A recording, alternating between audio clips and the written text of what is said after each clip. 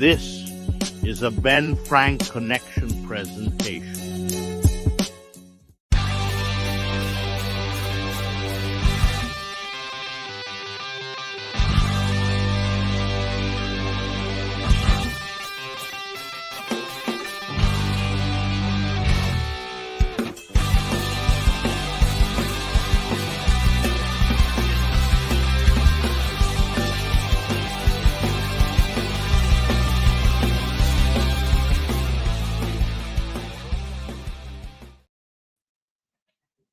What is going on, everybody? We are back for another episode of the ABJ Podcast. I am your host, Anthony Blackwell Jr., here for another one. Very excited about this one. So if anyone's in the comments about to go nuts, this one's not live, but I still do appreciate, light the comment section up if you are watching it when this airs. Welcome once again. Anyone listening to the audio side of things too, a 5-star review goes super far, and showing that love is super appreciated. I'm stumbling over my words. I'm a little starstruck here today. This is I'm interviewing a guy who I've been listening to, him and his buddies drink some beers, have some fun, talk pro wrestling, talk pop culture, but then also talk about the world of the Kryptonite world and the aliens and spooky paranormal. I love it all. They're very entertaining. So make sure you check links below if you want to follow me on all social media, as well as all of my guests' links as well. Kryptonite Podcast, hellerspace.com. I pretty much can do their ad reads as well as they do for how much I've listened to them. But yeah, I don't want to waste any time. I want to bring our guest in right away. Here's Marc Storres of the Kryptonite Podcast. What's up, man? Thanks for having me. I'm super excited for this one. So you're up, obviously the Buffalo Bills hat. You're up in that upstate New York area, correct? Yeah. We're in Auburn, so we're located. Actually, we're between like Syracuse and Buffalo. So we've got like Rochester and over towards the like the Buffalo end, and then there's like Syracuse. So yeah. So my dad lives up that way. He lives honestly, I just had a brain fart of where he's is, but he works up there and then comes home every now and then. But we go up to like the Finger Lakes area. And that's where I'm literally right near Finger Lake. I'm like there's a bar or brewery up there that I'm a huge fan of. It's kind of off track to begin, but it's called War Horse Brewing Company. Yeah, actually, is that by like Three Brothers? I think. Yes. Right. They have a really cool brewery where it's like a beer trail kind of.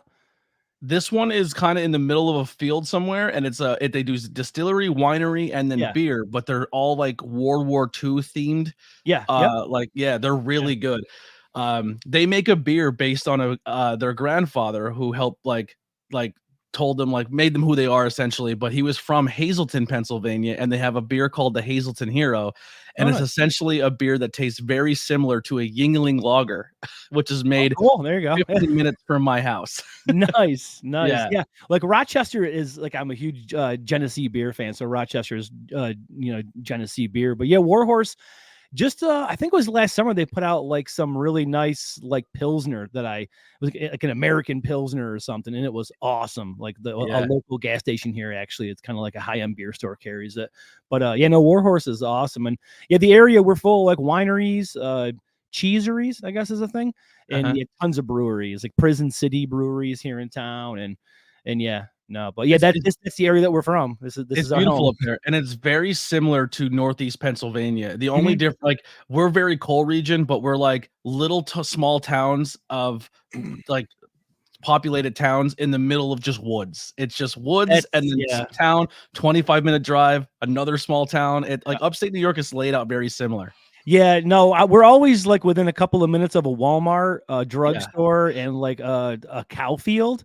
And then dairy farms, and then the Buffalo Bills Stadium's like 2 hours away. So that's pretty much how I actuate where I'm going, is how close I am to a Walmart or a cow field. So yeah. So living in the middle of the woods where you travel those back roads from town to town and have those fields, like, that leads to a lot of ghost stories and I seen something in the woods, which kind of leads to where you guys are, the Kryptonite Podcast. How did you guys come up with the idea of this? Now, I know, me listening, you guys have had a podcast before and you've been involved in this community for a while, and then this kind of sparred, but tell me how you guys did that to the audience. Yeah, so we had a show for years where it was kind of like a pop culture show because, I mean, myself and Rob and Chris, we've been friends since I was in high school. Like, I graduated in like 99, so I met them like around that time. And our big bonding thing was like, music and comic books and, like Smallville when it came out. Like, myself and Chris and Rob were just like freaking out, like, oh my God, can you believe what happened on Smallville? Because that's all we had. Like, it was just Smallville.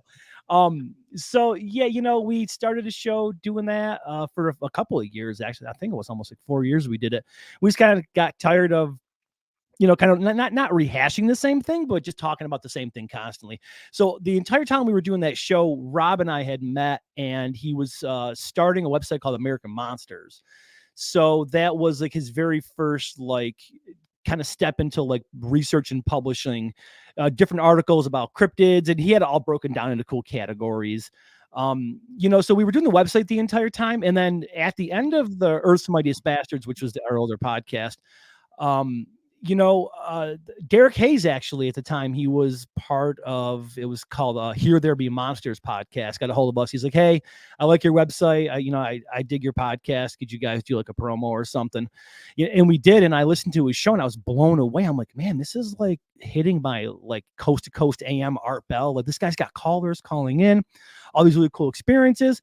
And then I'm like, man, it kind of hit me. I'm like, well, wait, we talk about, normal pop culture stuff and whatnot, but like, Rob, you research all these monsters and we have a website that we're not doing anything with. Like, why don't we just take this content and turn it into a show?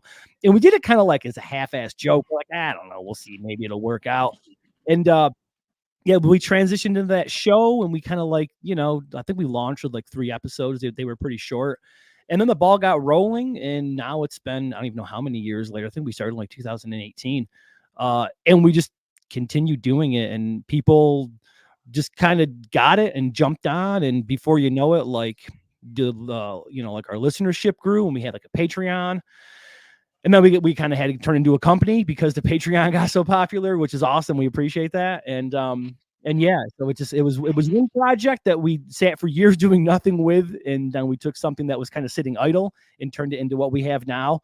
And it kind of works. It still blows my mind to this day that many people listen to it, but it's kind of cool. I enjoy it. It's super fun. I love Rob's story. I love his stories. I love his, his writing style, the way that he narrates everything. It's great. So yeah. The dynamic of the friendship is really cool too. Like you're kind of like, it's funny because like good friends, everyone's kind of the brunt of the joke at some point in time. And you guys all kind of trade off. Except Chris. Chris is always kind of like the leader. You know what I mean? Like no one dares mess with Chris, and if they do, they're very respectful with it. Yeah, no, because Chris can go like for the heart real quick, when you least expect it. He's my fun to push. I love poking him with stuff because like Rob's like a big bear. I can just jump on him and start slapping him around. It's not a big deal, and he can give it back to me. But Chris is like little tiny pokes, and then he gets you with something real hard, and you're like, oh God, that kind of hurt. Yeah, that was personal. That was personal. Yeah. But the dynamic of your friendship really shines through on the podcast, and I think it's like a buddy podcast. So if you're into, I always try to relate it to like mainstream, because it's sometimes it's hard for people to attach themselves to people they don't know, especially in a podcast space, because every comedian, everyone in the entertainment field now has a podcast. Right. And I don't think they're all as good as they meant to be, but I think more people are infatuated with celebrities than they are everyday people. But the friendship of your podcast, of that almost that Two Bears One Cup, or Two Bears One Cup. That's definitely not the name of the podcast. That's definitely a video you don't want to see. Two Bears One Cave vibe of just two good friends bullshitting. But like you said, if you're into pop culture, are you into the like, hey, you guys scratch the pro wrestling itch every now and then? For me, like it's all still there, but then underlining of the stories of these pop culture and Kryptonaut stuff. And it's not just a Kryptonaut monster. Sometimes there's a ghost story in there. Sometimes there's the alien stories where is it hell or space, and that theme is kind of fun. But then the listener stories are fun, and the Patreon episodes are really good because that's when you guys really let the guard down, the beer started flowing, and then it's turned to 11. But just that aspect of the podcast is so much fun. Now, where do you guys lie on your spectrum of how much do you buy into the stories, or like, do you believe in this world, or you like? I'm in the world where I want it to all be real, but realistically, it's probably not. Yeah, I think we all keep a pretty decent, like a healthy skepticism about it. I definitely tend to get more wrapped up in the story, and I kind of start get going and believing more in it. But ultimately, though, I think that we're all pretty healthy skeptics about it. Like, it's, a lot of like listener stories, for instance, is that's just like listeners sending us their experiences. So we're very like respectful of that. Okay, this is what this person experienced, and we might say like, well, was this something that maybe they misinterpreted or like misidentified? But everyone's experience, it's kind of like a personal thing. So we just kind of take it, kind of analyze it, dissect it, see where we're coming at from it. But I think overall, we all have a healthy skepticism with it, because you don't want to be a true believer. Which, as a guy that has a paranormal podcast, I probably shouldn't be saying that, but being a true believer is probably just as bad as being like a debunker. Like, if you come in automatically being like, yes, everything is real, or no, everything is not, you're not really giving enough nuance there, and like enough room for things to kind of like, have possibilities. So, I mean, I'm definitely big into the whole like Killian, like Jacques Vallée side of things, where Rob is more like cryptozoology is this, and aliens are this, and ghosts are this. I kind of tend to say it's more of a blend. And then Chris just tells us both that we're dumb. So it works out. It's a great balance. And that's another thing you kind of touched on too, is even though there is a healthy of that comedy aspect when you are telling these stories and you're like, well, what if it was just this? And you come up with this crazy theory of just what is it? The spores or something crazy, and that you're hallucinating, or we use that all the time. It's the it's like the whatever swamp weird, gas. Yeah, like swamp gas, or like weird bread spores that like make you hallucinate. Or we also go to like diabetes, because diabetes is the one. Yeah, like Rob's mother's is a diabetic, and when her sugar gets all messed up, she'll start to hallucinate. My grandmother also, when she was alive, she was a pretty severe diabetic, and she would like talk to people that weren't there, like see stuff in the walls, and we're like, oh man, Graham's blood sugar's real whacked out, or no, it's really bad. Yeah. So yeah, we always have diabetes. You have those theories too, is when people are under those hallucinogenics, are going through those moments where they are hallucinating. Is it hallucinogenic? Are they hallucinating, or are they tapping into something we don't know of? You know what I mean? If I eat like a 200 milligram edible, I'm definitely grabbing the devil by the horns and I'm riding it somewhere, because you don't know. I mean, your perception is such a weird thing, because like we all kind of, we all uniformly agree on what reality is and what our perception is, but it's not necessarily what everybody experiences. So, some of these cases where you might have someone that's going through like a multi-step, I guess like well, maybe something like Mothman, where like it's this larger flap of things that are happening, where there's multiple instances across the same area of different phenomena. You got like the Mothman, you got the grinning men, you got the poltergeist, you got the weird bloodmobile thing that the Mothman's chasing. Like, is that people experiencing the same phenomena at a different level, or is that just how it projects itself to you and how you're perceiving it? Which Rob hates when I say that, but it's okay. He's not here. He can't tell me no. So yeah. It's the whole thing with like reality and perception is kind of interesting with this, because I've never really experienced anything super creepy or super crazy. Maybe a couple of things here or there. Rob lived in a haunted house for a little bit that was kind of creepy, but we don't know. I mean, I don't think I ever spent more than a half an hour sober there. So, I mean, I don't, even during the day, like, I don't know, what it could have been, but yeah, it's all in how, like, you interpret it, or how it interprets you.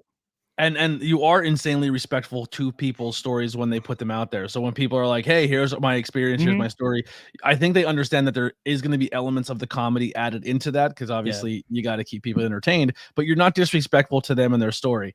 The one that stands out to me, I believe it was a Patreon episode, Evil Science and Magic Buddies, was when the guy was hunting and fell out of a tree and hurt his back. And then the two Bigfoot came and like picked him up, and the Bigfoot breastfed him. Oh yeah, we did that with Derek Hayes. Yeah, he played he played us that clip. He was like saving it for us, and he played it, and we're like, what? Like, you got, because you guys actually heard that for the first time, and you guys reacting to that story I had to pull over. I was crying laughing in my car. Yeah, no, when I think, we went on Derek's show. I think I went on his Patreon, and he played some clips, and then he came on ours, and we played some. And yeah, when I heard that story, I was just like, oh. And with his show specifically, what I really like is that he has the call-in aspect. So people call in and then he reacts to the call. So you can actually hear it in their voice. Like you can hear them, like telling the story, kind of like back in the day, like Coast to Coast AM with Art Bell, where like people would call in and like Art, I mean, it was live on the air. So Art could like really get into it and like grill them and sometimes not be so super respectful, or at sometimes just let them tell their story and just kind of see where it goes. But yeah, no, I think if people are going to take the chance to send in their encounters to us, we like to keep it super respectful and just, and we do have fun with it. And we're in touch with them, like if somebody sends us a story, we'll be like, oh, hey, just so you know, we're going to be doing it on this day. And then sometimes you might have like follow-up questions and stuff like that. And sometimes we occasionally will like talk to somebody on the mic, just like interview. And we don't ever put those out as podcasts, just in case we have questions. We don't want to like, say, hey, here's an hour and a half conversation we had with this person and let's just toss it out there. But just to get more information, see what it is. Because sometimes too, what we found out, through doing this is sometimes people experience very similar, weird encounters with, as Rob would say, enigmatic entities. Like we had a woman who had an experience with Count Von Count, the actual puppet, like some weird manifestation coming into a room and like tormenting her. And then there was someone that experienced something extremely similar like years later when they heard the episode. They're like, oh my God, I had this weird encounter with Count Von Count, which scares the shit out of me. And yeah, stuff like that is, super, super interesting. And it's nice to let people tell their story. Cause I think, if you experience something like that, you kind of want to put it out there and see if similar people, like you're looking for a community, depending on how if it's a matter of fear or if it's just a matter of, I feel kind of weird about this and I don't want to be the only one that have ever experienced this. It's kind of cool to let people, do that. But also, have a, good time talking about it. So it's absolutely bonkers that you brought that one up, because that was the next one I was going to say about episode that just, I was hooked. Dude. Wait, there's people who are experiencing Muppets. Like, Muppets. More than one. Yeah, which is really weird. More than one person in different parts of the world have experienced Muppets, like puppets from Jim Henson's creation. Yeah. Walk out of their closet or come through their bedroom windows. Yeah. And communicate like on a more than one occasion. Yeah. Yeah, like, no, it's a strange phenomenon. I mean, there's even more. There's like Big Bird that people have experienced, like Big Bird and like Smurfs and all kinds of weird things, which, it's not uncommon actually it's not that it's common, but when stuff like that does happen, I think kind of in the field, people sort of like deduce that down to being like, well, it could be an entity taking the shape of something that like you're familiar with, which if it's Count Von Count, I mean, do better. I know the Greys are like gray aliens are like notorious for doing that allegedly. But it's just bizarre that you'd pick a puppet. Like, I mean, there was an instance with like Yoda, like a woman woke up and like Yoda was looking at her and like screamed. You're like, what? Like, why? Honestly, I'm more comfortable with the Count than I am if like Grover comes in. I feel if Grover or Cookie Monster come in, I'm having a bad day. Yeah, the Count seems like he might be like smaller, where like if you have to get into it, at least like it's a proper kicking and he's taken care of. But I think Grover's lanky arms. Yeah, he's got weird arms. He's probably really good on his back. He can just get you, clench you up, and then that's it. He's gonna throw you in a triangle. It's over. Like, that's totally. And God forbid if it's like Dr. Teeth or something like that from the band, like you're done. That's it. There's you're having a bad day. Yeah, for sure. What are some episodes to you that really stand out that like you Rob, because here's the thing too with the podcast, there is the Mothmans and there's the Bigfoots and there's these stories that come out, but then there's ones where you're like, I've never heard of this, and then you're thinking to yourself, these dudes have lost it. The stories they're making stuff up at this point, and then you go research it and it 100% exists and it's a real story and it's just as crazy as it is presented. You're like, wow.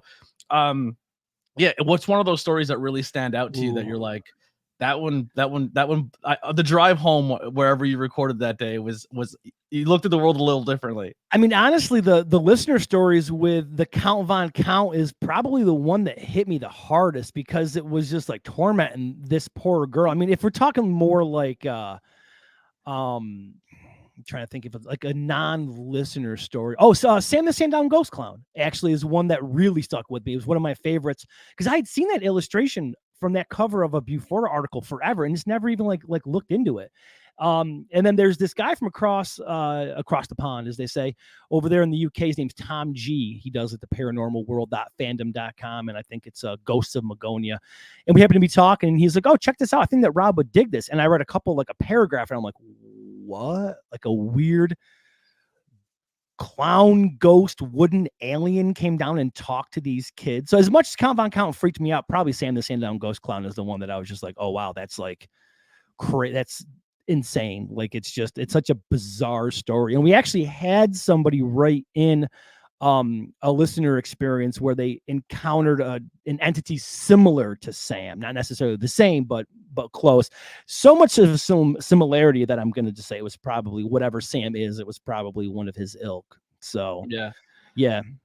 There's another one that when I jumped into the podcast, I came in around the Mothman episodes because it was a trilogy. That's like an 8-part series. It was insane. And if anybody out there wants to experience it, our Patreon feed is on Spotify, and there is an 8-hour cut for free on there. So you don't got to pay no big Patreon bucks to listen to this. It's just there for free for the public, but it's a full 8-hour cut. A listener of ours put it together, and I was like, "Oh my god, this is insane." That's a trip right there. Yeah, that's a hike. That took a lot out of us, actually. But I came around there. My buddy Andy Hedder, who's also a huge cryptid, he's actually on your website.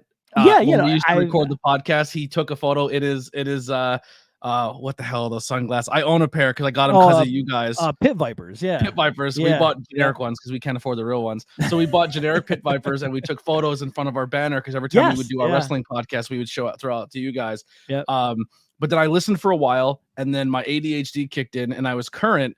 And then life happens and content, and I'm traveling a lot, so I wasn't able to listen for a couple months. But then I was like, I'm gonna go back and listen from the beginning. So I'm trying to go backwards and then try to meet myself again. But you guys are so far ahead currently. I'm like overwhelmed, but I'm trying my best. But there's a story that was really big on Twitter, and I was obsessed with it. And now it's being made into a movie. The Timothy, the with the little kid with the dented in head. Have you ever heard of this story? No, I haven't. Really? There's a kid with a dented in head? Is it like this paranormal thing? Or it's more of a paranormal, but this guy has this little ghost Timmy or whatever that keeps haunting him in his apartment, and he has video proof of it, and then he has like photos of it, and the kid comes to him in his dreams and all this craziness. I do remember hearing about this now. Yeah, so they're actually making like a movie about that? Yeah, they're supposed to be making a movie. Creepy. Yeah. Ghost kids freak me out. So that's now that you mentioned it, the description there, I totally remember hearing about that. Huh. Interesting. Yeah, it's funny when you listen to a podcast or you get caught up in that or you listen to a lot, then your algorithm on your phone just throws you all of this wild stuff. Oh, like, yeah, and especially when you're in the conspiracy network, and then your phone just blows up with like the Earth is flat. The alleged moon. Dude, that's my favorite, man. The alleged moon. Like I don't know. There's apparently an eclipse happening. I don't know what I don't know what you guys think about it, but whatever. If you want to believe in the moon, I guess that's up to you. It's just Galactus up there. Oh yeah, dude. Every time I even say the alleged anything, Rob's eyes just roll so hard out of his head, and I'm like, buddy. You haven't been there, have you? Neither have I. I don't know. And he was like, hey, how do the oceans work? I don't know, dude. You tell me. He's like, it's the moon. I'm like, I don't know. Is it really? I'm not sure. I'll tell you what, though. If Rob were to ever start a cult, I would probably join it. Because the way he spins the story and he adds an element of realism to the story, you're like, I can buy it. Because he's not buying into it fully, but he's like, this is what makes sense to me of this being a real thing. And you're like, I subscribe to that. Like, no, totally. Yeah. I mean, I tell him all the time, man, like he has the makings of a cult leader. I mean, I'm like, dude, Patreon's fine, but man, we could really become like a multi-tiered like triangle business. Yeah, actually, my Discord community is called the Cult of ABJ. There you go. Nice. It's weird to me that people support your content the way they do, and like I've never experienced that growing up, where it's like, oh, people care enough about you to give you their hard-earned money because they like your content, and that you're insanely thankful for it. But I'm like, I feel like a cult leader. Like, so that was the joke. Nice. But one thing I'm very proud of is my community, and my community is a drop in the bucket compared to yours. You guys' community is fantastic. Like they're you awesome, guys, the Facebook community, like you guys didn't even start that. Someone started that for you guys, and like, yep. So you just logged on to Facebook one day and there's a group page with thousands of people who just support your content? Yeah, actually there was the gentleman he was out in California, he started it, and then he kind of had some people give him a hand with it. And it was just like a listener page, like, like, hey, we're listeners of the show and we all kind of into the same content, so we can just, get together in this area and kind of share stuff. And yeah, it's super cool. I mean, I've even found like Reddits. There's like I think like 1 or 2 Kryptonaut Reddits, and I'm like, oh, what is this? Like, there, somebody has like a subreddit for us. Like, oh man, that's awesome. Like, the only real community that we actually like curate is Discord, because it's tied to our Patreon. And we have some good buddies of ours that like run that, they like moderate it for us. But even that, the fact that people pay money to get access to a Discord to like hang out and to just talk with us or talk with each other, it's like, wow, okay, cool. I mean, you kind of get that weird imposter syndrome where it's like, man, I got to go to work tomorrow. Yeah. Like, there's thousands of people who love me. Yeah. Like, I mean, it's super cool. It's awesome. It's one of those things that it happened. It was gradual that, we kind of picked an audience up. And then obviously Rob, like with the guys who live like Astonishing Legends, and then like Rob Christofferson, and then Derek over there at Monsters Among Us, like just kind of, talking with each other and talking about the show. And then as it kind of grew, it just, the fan base itself, the listener base just grew like, pretty well. And now, it's great. There's plenty of people that are out there that, that support us monthly on Patreon, and they get the, all the bonus content, and then they have access to the, the Discord. And yeah, there's like, like you said, like the Facebook fan group, which is super cool. And then there's a couple of subreddits, and, social media. It's one of those things. Like when we started off doing the show, I was super big on social media. I'm like, I got to post, and I got to do this, and I got to do that. But just like as life gets in the way, and then kind of as your audience grows, like it's great to grow an audience, because you're like, yes, cool, we got people that like us. But for every person that's going to like you out there, someone is going to super hate you, and they're going to let you know about it every day in your DMs. so yeah, there's like a line there where it's like social media is great, and I think it's awesome to connect with people, and I love it. I love getting DMs from like, listeners, and people that support us. But then there's that aspect of like, well, I got to go to work in the morning, and I got a wife, and I got 2 kids, and I got a lot of things that I got to do. And I got to also edit this podcast and get the boys together in the studio to record. So I can't spend a whole ton of time, doing a bunch of social media stuff. But I do enjoy the engagement, and it is fun. It's just, you got to kind of find a balance there, especially now that I have like young kids. I'm trying to teach them like, you like your TikToks and your Snapchats. I can't figure out what the hell Snapchat is for, but whatever you're out there doing, like, you got to kind of have a fine line there of like, you don't want to get, too much into it. I always tell the guys, like, I don't believe my own hype. So yeah, so it's fine. Well, that's one of the things, like listening from the beginning and then kind of picking up where I left. You can see, like, here in your guys, the way you conduct yourselves of when things started kicking off. And I felt like there was a point in time there when things were kicking off. And this is not like a knock to anybody, but it felt like Rob was like, I just want to read my books. I want to tell my stories. Yeah. And Chris was more like, I'll come if I'm available. Yeah, exactly. and then you're kind of case. Yeah. And then Chris, and you're like running the social media, trying to be that mediator between the listener and the content. Yeah. And then when it started getting to the point where Patreon was blowing up and you were getting a lot, you were like, people, like, yeah, you said that imposter syndrome. I can kind of sense it in you that you were at a point, and if I'm wrong, tell me. But you kind of had the thing where like people are giving us their hard-earned money. We have to like do something to contribute to that. And everyone's like, just keep doing what we're doing, baby. Just ride it out. That's exactly it. It's like it kind of especially with Patreon, like it happened to a point where I'm like, shit, that's a decent amount of money that we need to become a business to like actually file like taxes and get a lawyer and an accountant and stuff like that, which thank God we have an awesome lawyer and we have an awesome accountant. They're my favorite. They're right here in town. They're local. We're keeping it local with them. So I see them all the time. So they're super cool. But yeah, I mean, when people are paying to listen to you and your friends talk about dumb shit, that it's what we talk about normally. Like if Chris and Rob and I were hanging out anywhere, I mean, me and Chris have been in band. We were in bands together for years. It was the same thing we would do during practice. Or if we got together at Rob's house and hung out on the porch, it was the same thing. But we're like, oh wow, people are like paying to like actually like listen to us do this. And we do have a flow. Well, like a workflow. So like obviously Rob researches the stories and then he brings them to us. He narrates them. We discuss them. I do all the Patreon research during the week where I find the fun stories. And then I present them to the guys. Rob reads them. So we have like a pretty cool, like, way that we do this show. And we're going to get into video, which is nice too, because the kind of, video's obviously a thing now. It's been a thing for a while. So it's kind of nice. I can't wait. It's going to be super fun. So, yeah, we kind of have like a nice workflow with it. And the biggest thing with us is like, obviously I have a wife and kids and a career, and I have all kinds of things going on. So it's a matter of finding kind of like with social media, like a balance. And like Rob, he takes care of his mother and he babysits like his young niece and nephew. So for all of us, it's like a balance of like, okay. And, and Chris, he's there, every week doing it, but he also, he gets sick on kind of like on a pretty like regular basis, just because he has like a really crappy like immune system and everything. Yeah. So like with him, and then of course the pandemic happened, and that was like good for nobody, because like Rob and Chris are definitely two people that I'm like, oh man, you can't be getting sick. But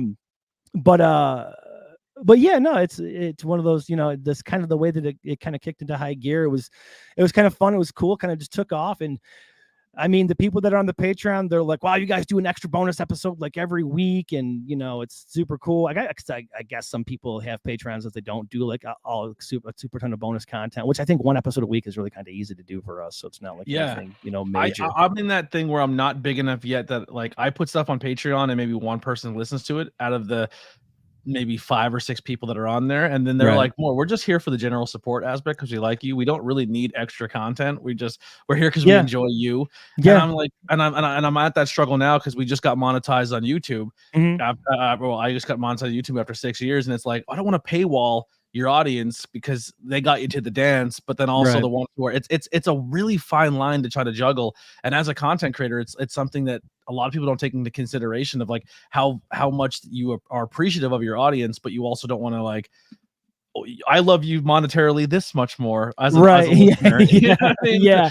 Yeah. Even like doing the tiers, like we have like, like the $1 tier is, 1 bonus audio and a shout out, and the $5 tier is 4 bonus audios and a shout out during the month. So, but there's plenty of people that are like on the 1 and the 5 that are like, I've never heard any of your bonus audio. I support Patreons for like podcasts. One of them in particular that does a ton of video work. I think I've watched maybe 2 videos. I just listen to like the audio stuff.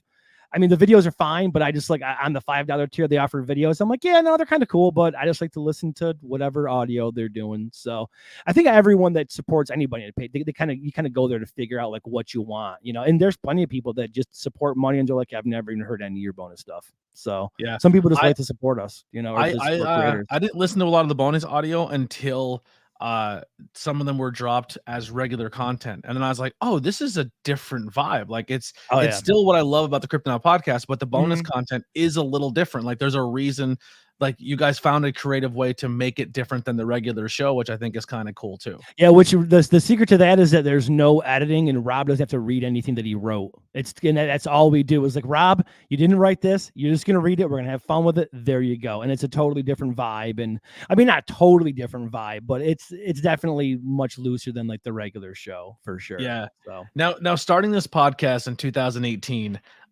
where everything was kind of like, you're crazy if you think of this, or like, oh, you're either fine line, like this is completely fake, there's no such thing as any of this, and then there's the people who are like, there's something here, here, and then we hit a part in the world where our actual government agencies are saying, oh yeah, some of this is not bullshit, and you're like, wait, what? Like, yeah, it's been like the slowest burn ever, because I think like in our first, I mean like our second episode, one of our episodes that we did early on, it was like the original article from the New York Post, I think, about like the Tic Tac videos when they like first came out, when they got declassified.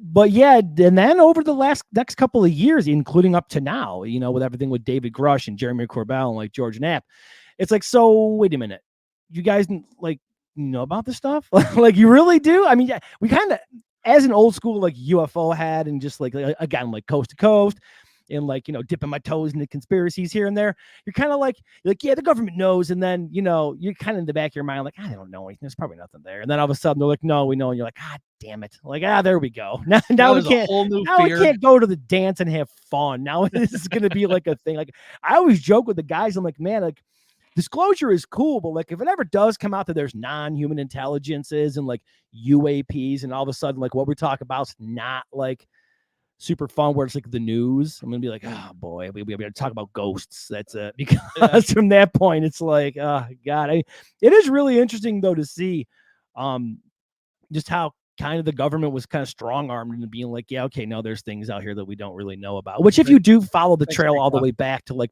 Blue Book and Grudge and, you know, like even like Area 51 and all that, like there's definitely, they've been involved with quite a lot of stuff, and which you'd want them to be. They're your government, but at the same time, it's like, if you're back engineering some alien crafts, like, I don't know, man, include us, you know, like, I mean, let us know, like, is that how we got, you know, diodes and CDs? Like, what's, you know, it's kind of hard to have a power structure when there's something smarter and more intelligent than you. You're like, wait, why are we listening to you guys? Like, hail the Greys. Yeah, really. That's kind of one of those things where it's like, man, if there really is like that, the government, if it does come out that they are like in some sort of like contractual negotiations with non-human intelligence, it's like, so wait a minute, you talk to people higher than you? Like, aren't you the government? Like, isn't there supposed to be no one higher than you? And yeah, no, it's gotten pretty crazy over the last couple of years. And but you know, even with that, I think with the whole, you know, the whole ethos of staying you know, like cautiously skeptical about it. Like Grush very well could just be getting fed a whole ton of crap just to put it out there to be like a misinformation agent. Not that he's doing it on purpose, but that if somebody sees him and plants, you know, gives him the ideas or whatever, he just kind of goes out there and does it. Because everything that I've, you know, read, listened to, and seen from him, he's very dedicated to it. And he's like, yeah, no, we need to get this out there. But there is that possibility that he could just be getting lied to. And he's doing his part by being the whistleblower and going out there and doing it. But if the information is disinformation or misinformation, then that's just a bigger part of how they kind of dupe the, you know, citizens of the United States into not knowing what's going on. So yeah, I'm a huge Blink fan, and when Tom left to go be professionally crazy, I was so heartbroken. I was like, this guy is chasing aliens instead of making music of the band I like. And then his organization is like a key thing of a lot of disclosure. Like, to the stars. Yeah. All right, Tom, I'm sorry. One more time. Really. Hell, where are you? Like, come back to the band. Yeah, we believe you and your aliens. Can you please come back and play guitar? It was always one of those things where like you'd heard about that with that band with Blink-182. You're like, man, that guy's like really like seriously into like UFOs and stuff like that. And then it kind of came out with it, and you're like, oh wow, like, that's kind of interesting. Right. Yeah, the To the Stars Academy definitely played a pretty big part in the whole disclosure process. I kind of wish that, like, and I know when you're dealing with disclosure, obviously there's like legal aspects and stuff like that to it. I get it. But like, I kind of wish that maybe they would just go a little bit more like forward with it. Cause I know that they kind of approach it in like a multifaceted way of like, well, we're going to do some books that are kind of about this, that are sort of tied to real stuff, but they do like a fictionized version of it. Like, I get it. I understand you kind of have to, but just put it out there. You know, like, just stop beating around the bush and put it out there. But it is kind of cool that the guy from Blink-182 was like a huge, you know, UFO guy. My Blink-182 pop shrine right there. There you go. Nice. It's Blink-182 and Ghost. That's my two. Oh, cool. Nice. Yeah, I saw you were in that cool like Ghost Misfits shirt. Well, I purposely did the Misfits one because nice. I mean, I'm sure Glenn Danzig is definitely into UFOs and aliens, but I don't know if I want to know his take on them, honestly. Him and his tiny legs. Some tiny Danzig-esque. I was going through because I own, this is not even a bullshit, like I own probably close to 700 to 800 t-shirts. It's either pro wrestling, it's like a culty cool t-shirts, or it's like I have like 8 Kryptonite podcast t-shirts. I noticed. I saw the photos of you and Andy. Yeah, I'm like, man, these guys got more Kryptonite merch than I do. Like, holy crap! I was actually wearing one the last 3 or 4 episodes. I do like a lot of live streams, like when Monday Night Raw or SmackDown or Dynamite are on. I do these like hangouts where like people come in and just can hang out or bullshit, or we just talk wrestling or talk anything. Nice. And a few times I've been rocking my Kryptonite stuff because I'm a fan of what you guys do. It's awesome. Now, when you guys record, I have 2 quick questions, and then we'll get into like off podcast stuff. But sure. When you guys record, is it like with the pandemic when you were able to record in the comfort of your home and had that thing? Mm-hmm. Did you enjoy that better, or do you like the fact when you guys are all together in one location? Yeah, no, we all hate doing like the remote recording, especially back then because we didn't really have like the technology to like do it. So we had like what are they called? Like Blue Yeti mics, and they're really hard to use, like super hard. And Rob, you will hear someone's heartbeat the whole episode. Oh, believe me, there's plenty of episodes you can hear Rob breathing through his eyeballs. Yeah, it's terrible. It's really bad. Yeah, no, with the pandemic, because nobody really knew what the hell was going on, like, so we're like, all right, and obviously with Rob and Chris, having just health issues and like immune system issues, we're like, well, I'm a sewer worker, that's what I do, so like my immune system's fairly You're a superhero. well. Yeah, I'm the hero of sludge of human excrement. So I'm like out there working with everybody, and I constantly kept getting exposed to it, whatever. But I ended up being fine. Everything ended up working out. But no, the remote recording was really a pain. We do it now, but we have better technology. Like we have better mics. We have a better system of doing it. We obviously got webcams, because for the longest time we would do it with no webcams, and that was next to impossible. So, but whenever we can, we like to do it in person. But now with our new setup, if we have to do remote, it's definitely much easier. And depending on if we're busy or we can't get together or whatever, we might do a remote here, here or there. But yeah. Now, the other thing is, we'll kind of go back to the alien thing. There's a theory out that I kind of subscribe to more, is that they're not so much living in another planet, in another area, and then traveling to us, where it's all like linear, like time is linear, and they're just in a different like dimension or realm of us. Oh, totally, yeah. We all exist inside the same space, but in different forms or frequencies. Like, just like multi-dimensional. Yeah, like I mean, and then they're saying like the nuclear wars where it kind of really sparked that, where it's like, yo, your stuff is like bleeding into ours. You got to chill with that stuff. Like it's a weird theory, but I kind of subscribe to that. And how you guys say that cryptids are kind of like aliens lost animals. Yeah, that's a big one. That Earth is like an SPCA for the aliens. They break through the portal somehow, and they end up here like Stranger Things. They were like, wait, what the hell? And then they just go back. Yeah. No, the whole interdimensional theory, like I've loved that ever since I first heard about that. I'm like, oh, this explains so much, because it's not that they're extraterrestrial; they're just interdimensional, so that they're existing in the same sort of. Like you said, like say it's the same sort of space, just in a dimension adjacent to us, which I think is super interesting. And I mean, the theory that they're from the future, and they're us in the future coming back to tell us to chill out. Yeah, the Greys, they're big with that. With the Greys, or like, it's us in the future, and we evolved to be these weird giant head, no genitalia, having little It would make sense that they're really obsessed with people's genitals, because we live in a time now where that's a big talking point. We care more about, like, instead of people having livable wages, we're like, wait, what's in your pants? Tell me. Exactly. It does make sense. Yeah, it's starting to check out. Yeah, since they don't have any too. So the whole interdimensional thing is awesome, and even cryptids. I mean, I kind of tend to think I mean, all the time, I guess, honestly, that even cryptids can be like an interdimensional creature. Like, I'm pretty big into like the interdimensional shaman Bigfoot. Everybody hates me for it, but that's okay. Yeah. I'm fine. I'm gonna die on this hill, so by myself. It's okay. I'll be here. But I mean, there is like science, and there is like quantum theory and string theory that kind of goes into that could explain it. And because there's just a little bit there with it, I'll just run with it and just be like, no, that's what it is. But I guess it kind of makes more sense that they would be more local to us than to actually from like a different like a planet or like a different star system, that they would actually be like here. And even when David Grush brought that up in a Joe Rogan interview, I'm like, did he really just invoke Magonia and Jacques Vallée? Like, he really did. He even talked about like, this non-human intelligence showing itself as like, fairies back in like, ancient times, or even like, he said like a hairy bipedal hominid. I'm like, what?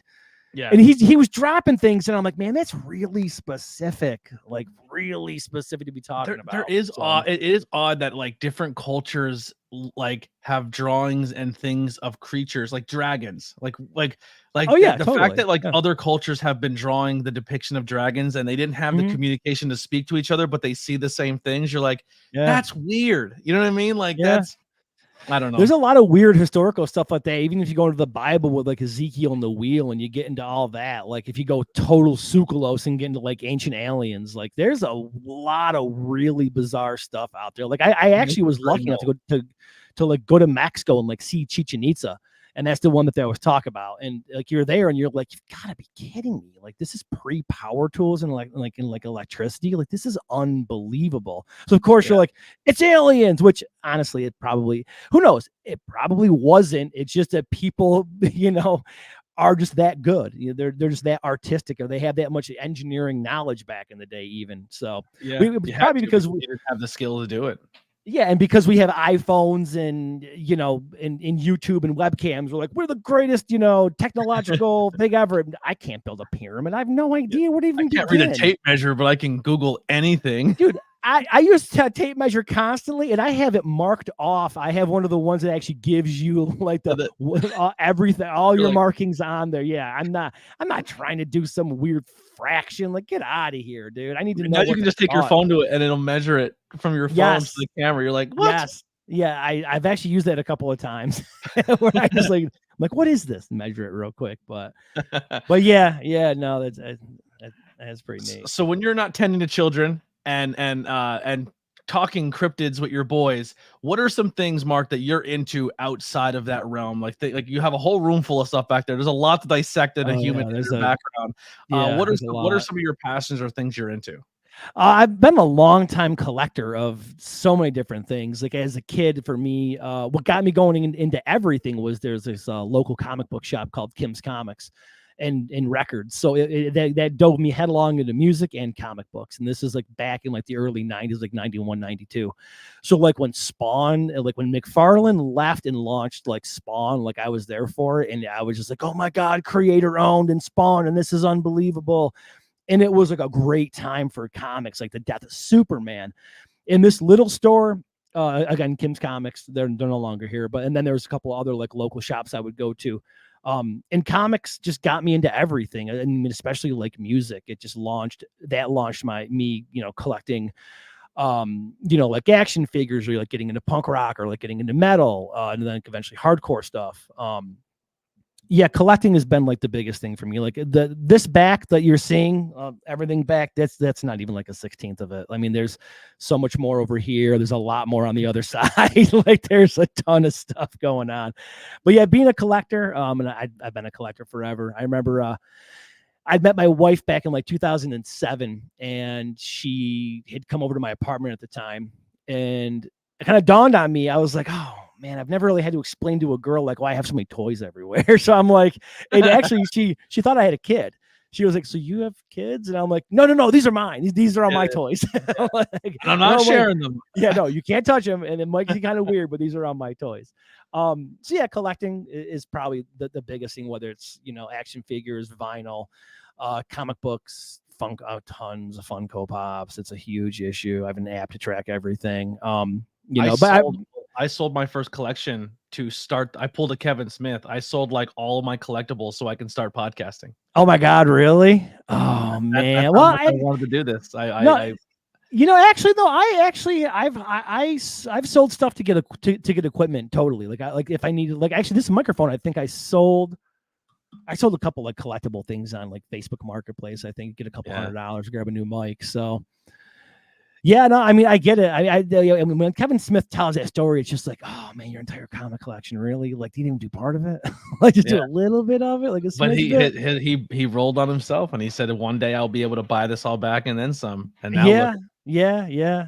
But no, I think that's pretty much it. Just collecting and being a dad. It's all my time right there. Honestly, it's just my kids, my wife are pretty much all my time. Obviously, I have a full-time job that I do too, but that's Monday through Friday, 7 to 3. Occasionally, I get called in when things break and catch on fire or drown. But so yeah. And I love collecting stuff to the point that like the entire basement of our house is mine, and it's just full of all this Love stuff. that. Yeah, my wife's like, well, I wish I could have a basement too. I'm like, I bet you do.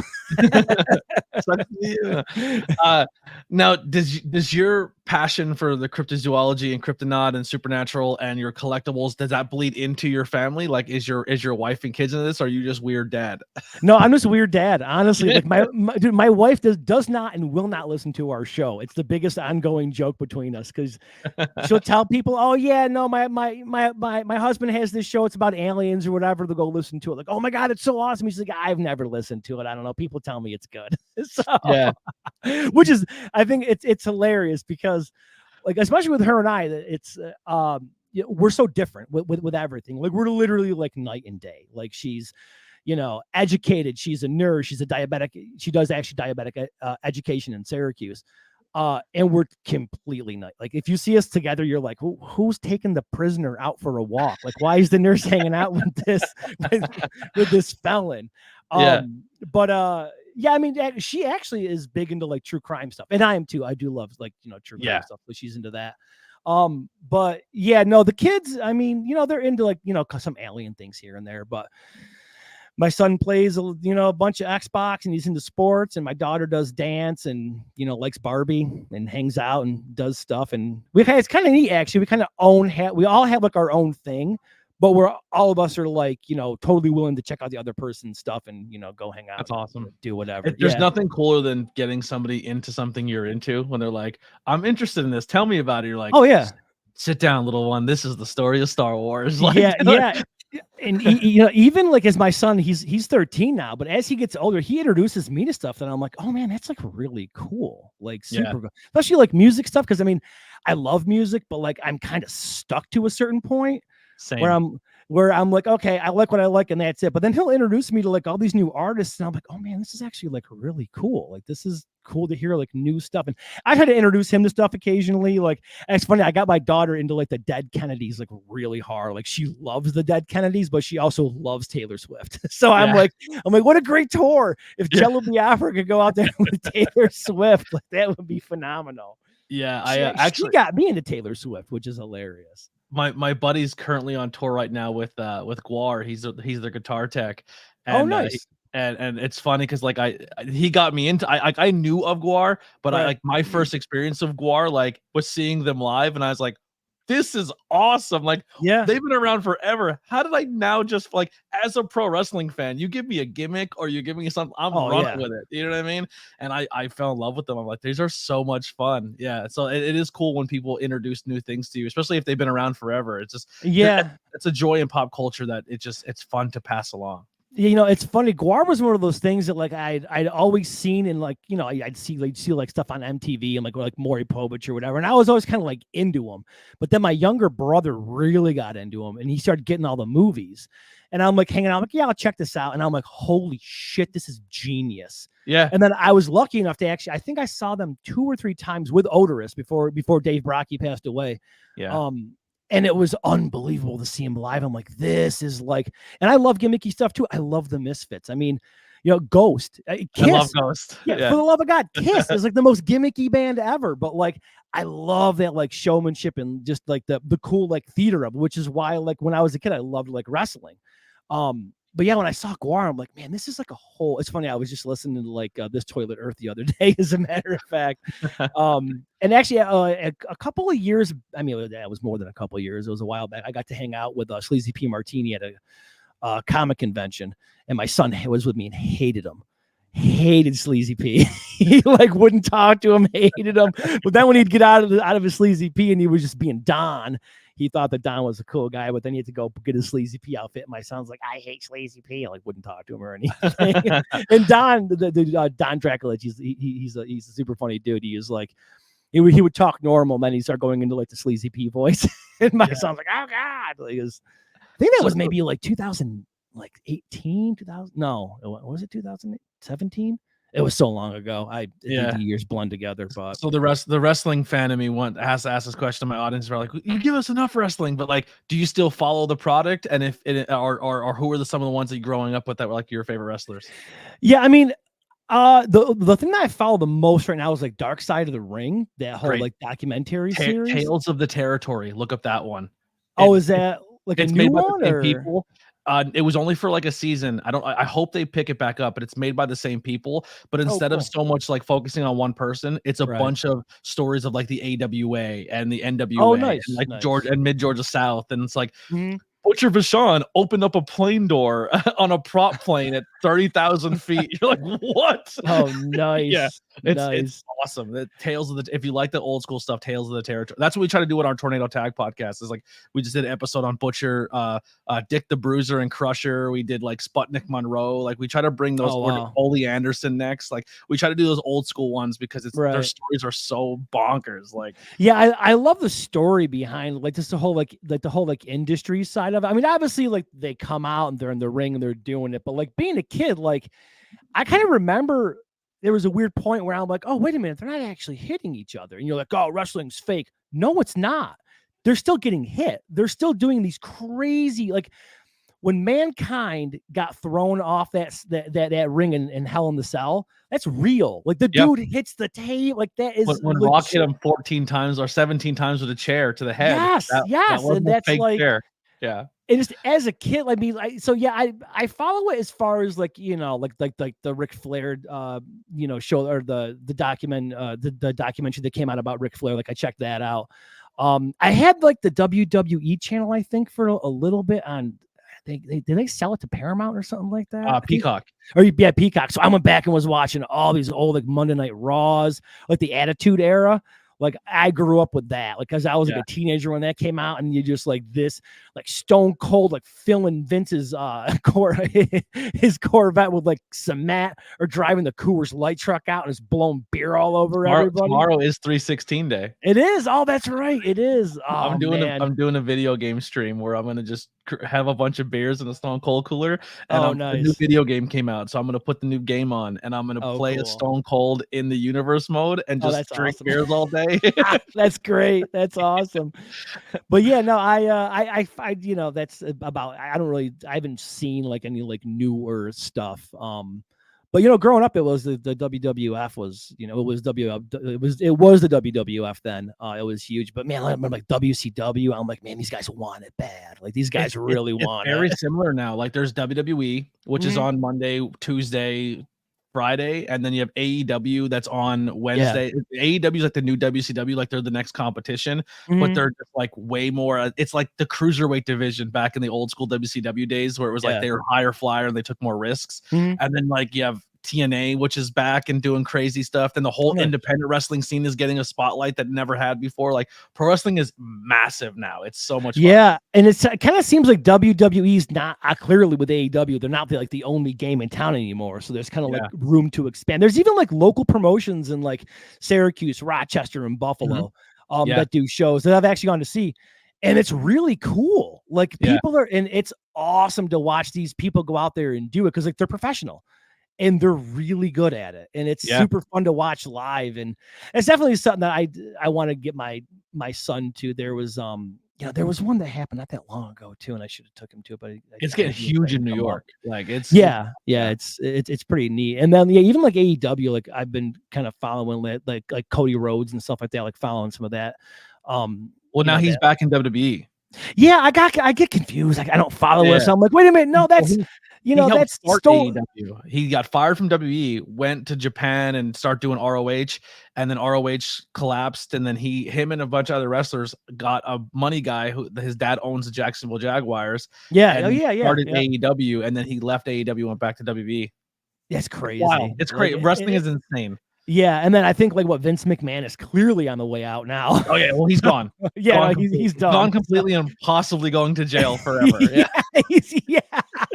For all the stories that we've seen on TV during the Attitude Era, they might have been real. They could have been real. Yeah. And then like him buying, they ended up buying up like Dark Side of the Ring, right? Just kind of like hush people up to be like, all right, man, calm down. Like you're talking too much shit about Vince, but growing up though, it was such a cool thing growing up, because you had like Hulk Hogan and Andre the Giant, and it was like, yeah, this is great. But man, as soon as you got to like The Rock and like the Attitude Era, like NWO, you're just like, oh, this is off the rails, amazing. It was so good.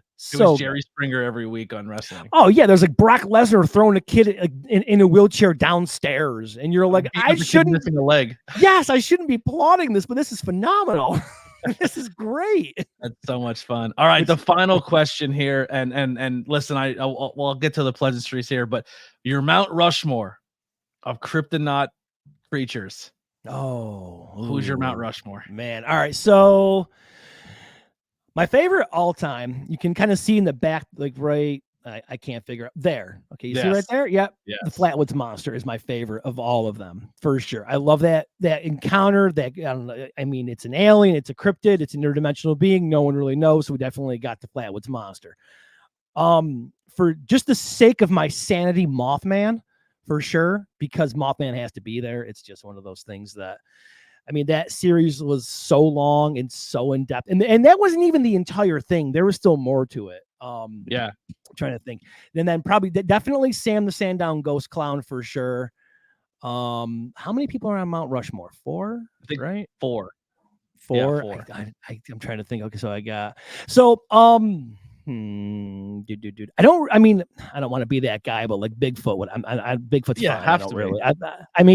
But I wouldn't put Bigfoot on Mount Rushmore at all. I would go for like the Potosi, the Potosi sheep slayer or something really weird like that. Like, yeah. All my episodes are blending together, but the last one I listened to was the one where the guy just got through a divorce. It hit too close to home at that time for me too, because I was going through most of it. But like he just went through a divorce, but him and his dog moved out to a trailer, and this like creature kept like stalking his trailer.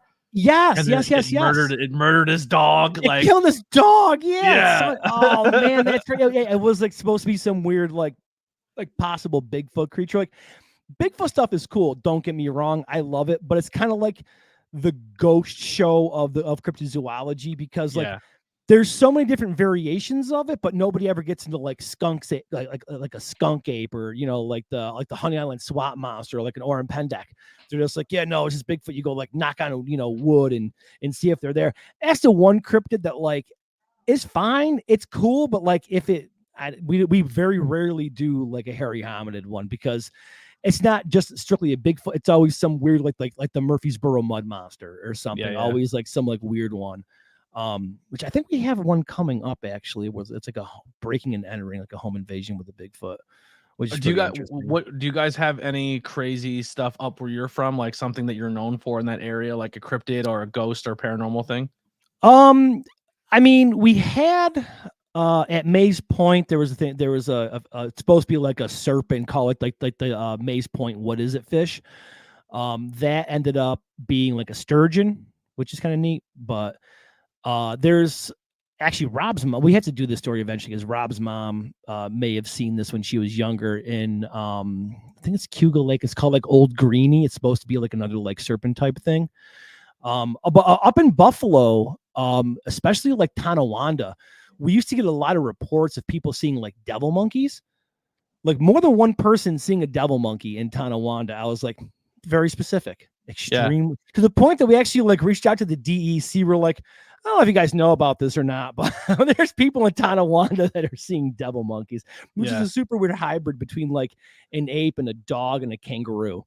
They're terrifying sounding, but we have the Butler gargoyle, like in Northeast Pennsylvania. Oh, like, yeah, we have that one. And then our big claim to fame, where we're from, is it's more of a ghost thing, but the Jim Thorpe prison with the handprint on the wall. That's I actually got to record inside that prison. Oh, that's awesome. That's pretty fun.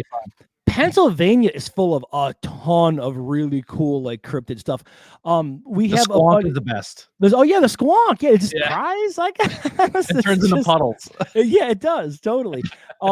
So a good buddy of ours, Cole Harold, is from Pennsylvania, and he covers a ton of stuff out there. Like we've got one coming up. The Bluefield frog oil is coming up. It's super cool. It's really neat. There's like the Chickies Hill mummy.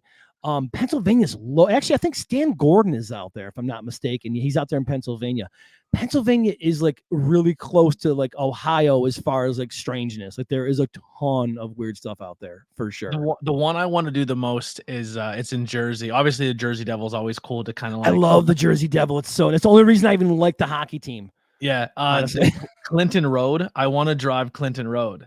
My son, for the longest time, was obsessed with Clinton Road. The fact that he made him and I sit down and do a podcast about it. Yeah, please do. Seriously, like, I think it might be on Patreon actually. Yeah, we did one a while ago of Clinton Road, and it was just like every time it could get weirder, it did. Like there was like it's possibly Klan members, and there's like a building that appears once a year, and then there's a ghost truck and a ghost boy and aliens. You're like, everything's on this road. It's dude, I love when you get to stuff like that, because it's almost like is it a window area that's like just opening up and like a bunch of like weird stuff's happening there, or is it just like an odd like vortex or something?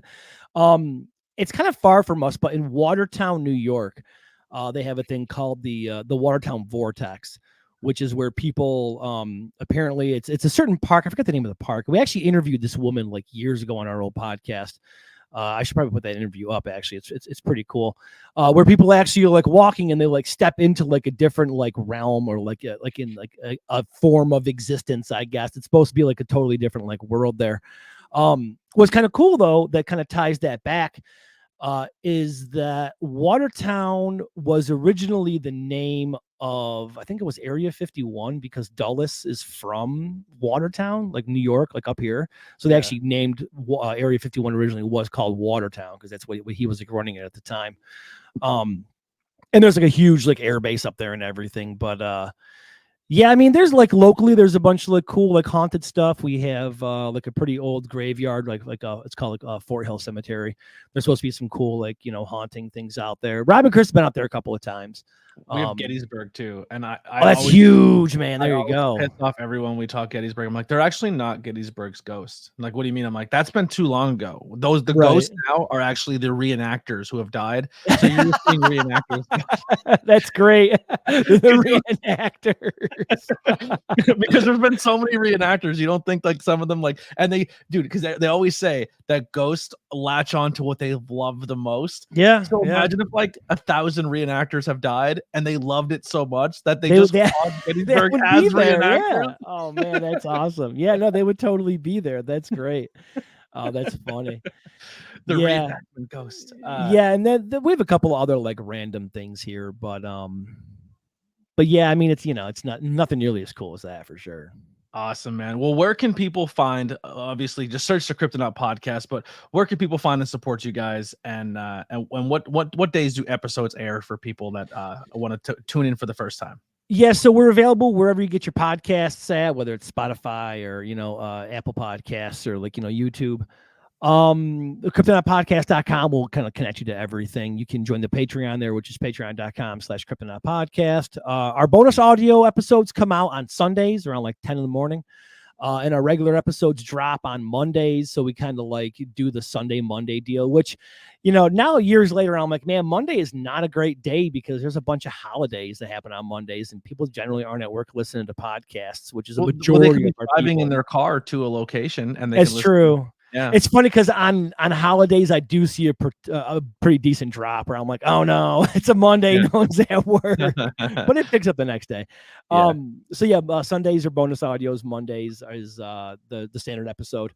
You can check it out there. But yeah, KryptonautPodcast.com will bring you to everything that we have. We are starting to do more video content on YouTube. And of course, like the social medias, like Instagram is the best way to go. If you just check us out on Instagram, where every week we post all the episode information up there and do stuff. And if you do want to support the show, which is super cool, we have like a whole Discord community, and thankfully our mods on Discord taught me how to use Discord. I'm not really sure how to still use it. It's hard. Really. I had to build mine from scratch twice. Yeah. No, it's one of those things where like, thank God they know how to do this stuff, because I'm like trying to figure out bots and how to get things to work, and I'm just like, I don't understand roles or any of this stuff. Like old man yells at Discord. That's super cool. Yeah, there's this Kryptonaut Podcast, and the merch game is on point. I love thank you. art. I think my two favorite shirts is the Union shirt with the devil in it. Oh and yeah, obviously the Heller Space. I have the red version with the little alien, the Baphomet in there. Oh yeah, that was a weird mashup that I randomly did. I had like a picture of Baphomet, and then I had like a gray alien. And I'm like, I can make this work. I used to be a graphic designer, so I'm like, it's a really good shirt. I own it. It's my favorite shirt. I love that design too. Even like the devil, like for like the International Occult Laborers Union. Like Rob's an amazing illustrator, and him and I have worked on stuff before. And I'm like, this is what I need from you. Just do this. And he nailed it the first time, and I was like, perfect. It's so good. But yeah, definitely go grab that merch and support. And yeah, man, I really appreciate your time and stepping away and doing this. I know you're super busy with your content as well as life. So yeah, for you to come do this means a lot. I'm a huge fan of what you guys do. Send the boys my love, and definitely will do. And keep rocking, man. The podcast is fantastic. Everyone who's listening to this, go check it out. Even if you're not into the cryptozoology or you think it's all bunk, the humor of them, and if you're into pro wrestling or pop culture, that's thrown in there as well. It's a really fun listen. It's a really good time. I try not to listen to a lot of mainstream podcasts. I listen to more of the the people, everyday people who are recording and putting their stuff out there. And Kryptonite's on my list every time. It's one of my top ones, and I've been doing it. And they have a lot of content you can dive into.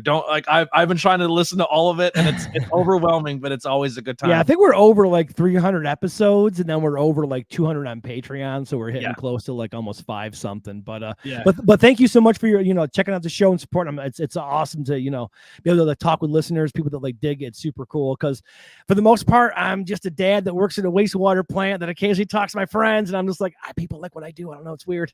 I appreciate it though. It's awesome. I'm bringing some other content in where I do pop culture reviews where we talk about a movie or something you're into. And cool. I'm doing a beer one as well, where we come in and talk about a beer we're drinking, and we just kind of, so I'd love to have you back on if you're ever free. For sure. Yeah, if you guys ever need help with the StreamYard, or, hey, we have a mic question or something, hit me up. I want to make your stuff look and sound better because I enjoy consuming it as well. So if you ever need me, I appreciate that. That's awesome. And thanks so much for having me on, man. I appreciate it. This is a super fun time. It was awesome. Thank you so much. Well, that'll do it for the ABJ podcast. Make sure you check out the links below to follow the Kryptonite podcast. Hit up that YouTube page. Everyone who's watching this on YouTube, go follow their page. Give them a subscribe because the video content is coming, and you can listen to it on YouTube or via any podcast platform. That their community is amazing. Their Discord community is amazing. And I think you can get into the Discord for as little as $1 on Patreon. It's a great community. They have a Facebook one as well. Everyone there is insanely welcoming. But that's pretty much all I got. That's going to do it for us this time. We'll see you on the next episode. Here's some music by the Converse Kid. We're out of here.